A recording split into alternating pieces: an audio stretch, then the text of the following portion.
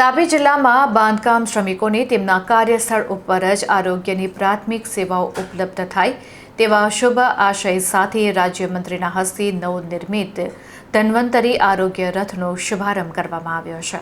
ગુજરાત સરકારના શ્રમ અને રોજગાર વિભાગ દ્વારા તાપી જિલ્લાને વધુ એક ધન્વંતરી આરોગ્ય રથની ભેટ મળી છે, જેનો શુભારંભ રાજ્યમંત્રી ડોક્ટર જયરામભાઈ ગામિતે આ રથને લીલી ઝંડી આપીને પ્રસ્થાન કરાવ્યું હતું।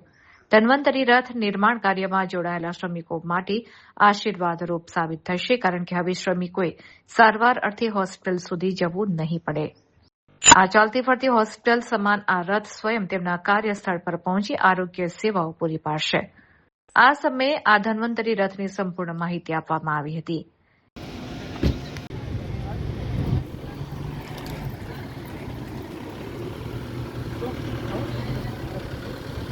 જિલ્લા આરોગ્ય વિભાગ દ્વારા દેખરેખ રાખે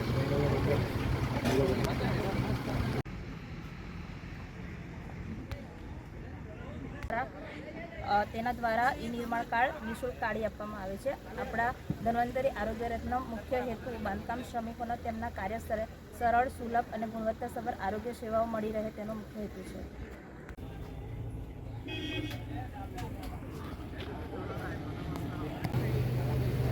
ચાલો પ્રાંત સાહેબ આવજો કાલે આપણે તમારું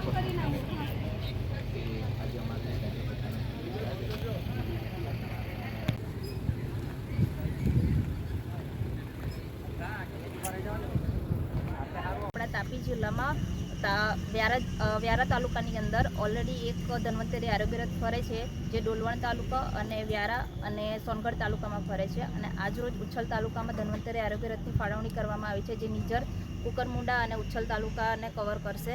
અને જે ઓલરેડી એક ધન્વંતરી આરોગ્ય રથ ફરે છે તેની આંકડાકીય માહિતી પ્રમાણે એમની અપ્રોક્સી ઓપીડી 75,000 જેવી છે અને ઈ નિર્માણ કાર્ડ 8,000ની આસપાસ હમણાં સુધી બનેલા છે।